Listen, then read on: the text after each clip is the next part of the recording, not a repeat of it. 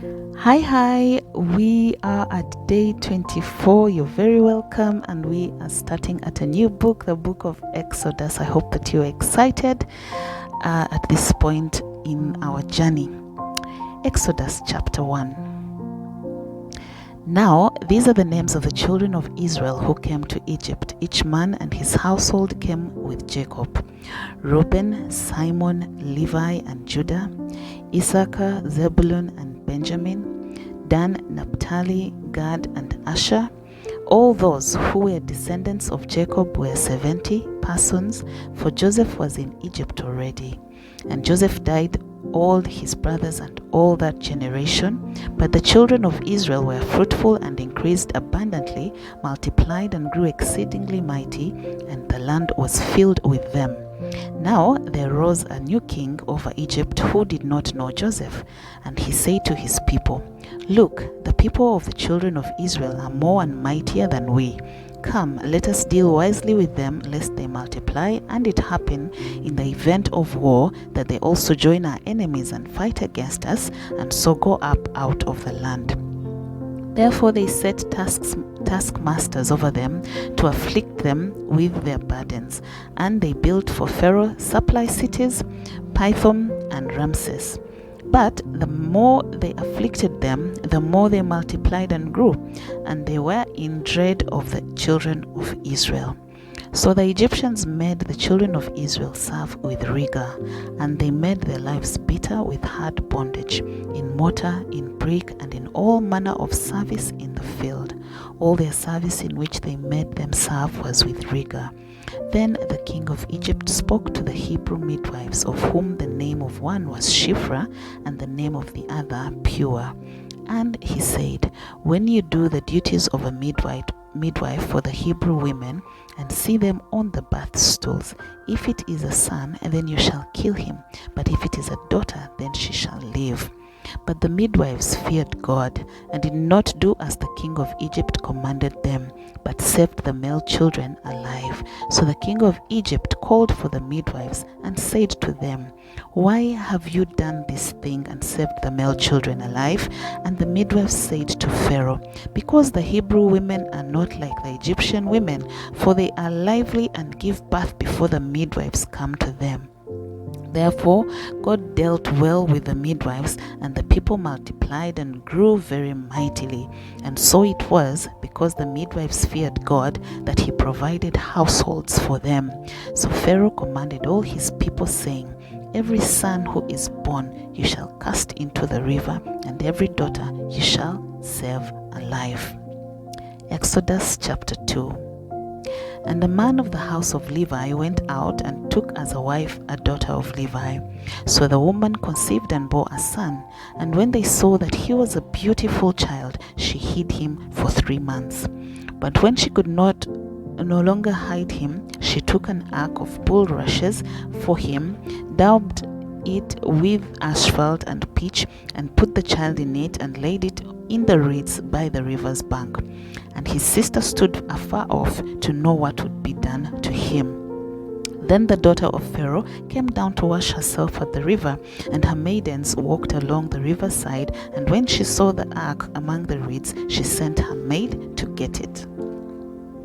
And when she had opened it, she saw a child, and behold, the baby wept. So she had compassion on him and said, "This is one of the Hebrews' children." Then his sister said to Pharaoh's daughter, "Shall I go and call a nurse for you from the Hebrew women, that she may nurse the child for you?" And Pharaoh's daughter said to her, "Go." So the maiden went and called the child's mother. Then Pharaoh's daughter said to her, "Take this child away and nurse him for me, and I will give you your wages." So the woman took the child and nursed him. And the child grew, and she brought him to Pharaoh's daughter, and he became her son. So she called his name Moses, saying, "Because I drew him out of the water." Now it came to pass in those days, when Moses was grown, that he went out to his brethren and looked at their burdens. And he saw an Egyptian beating a Hebrew, one of his brethren. So he looked this way and that way, and when he saw no one, he killed the Egyptian and hid him in the sand.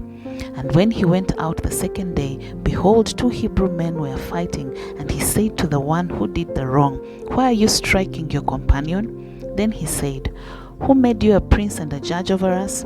Do you intend to kill me as you killed that Egyptian? So Moses feared and said, Surely this thing is known. When Pharaoh heard of this matter, he sought to kill Moses. But Moses fled from the face of Pharaoh and dwelt in the land of Midian, and he sat down by a well. Now the priest of Midian had 7 daughters, and they came and drew water, and they filled their troughs to water their father's flock.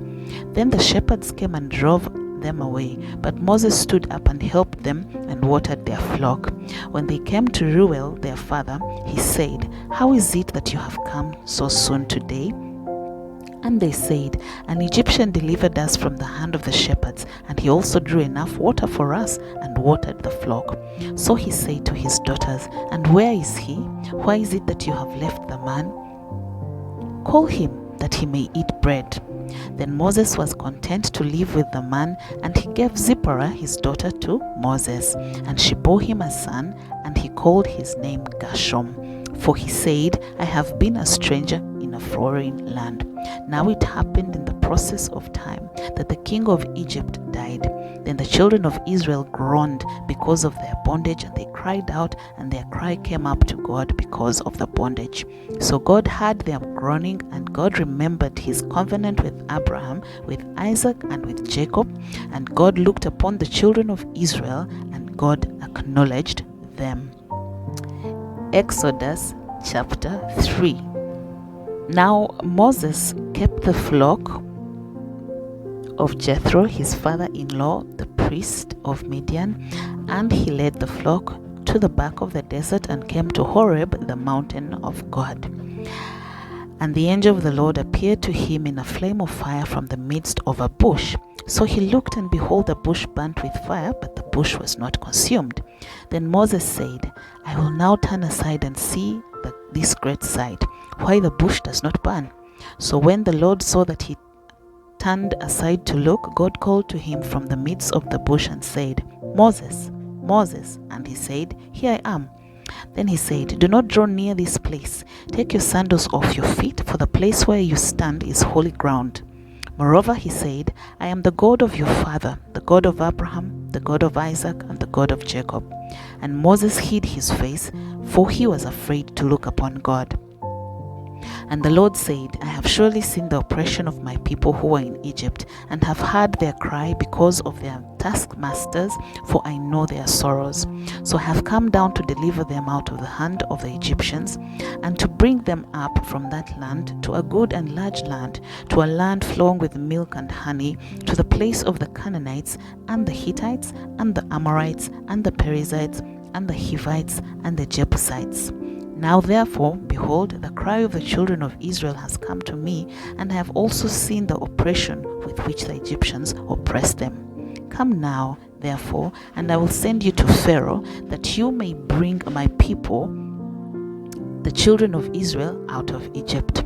But Moses said to God, Who am I that I should go to Pharaoh, and that I should bring the children of Israel out of Egypt? So he said, I will certainly be with you, and this shall be a sign to you that I have sent you. When you have brought the people out of Egypt, you shall serve God on this mountain. Then Moses said to God, Indeed, when I come to the children of Israel and said to them, The God of your fathers has sent me to you, and they said to me, What is his name? What shall I say to them? And God said to Moses, I am who I am. And he said, Thus you shall say to the children of Israel, I am has sent me to you. Moreover, God said to Moses, Thus you shall say to the children of Israel, The Lord God of your fathers, the God of Abraham, the God of Isaac, and the God of Jacob has sent me to you.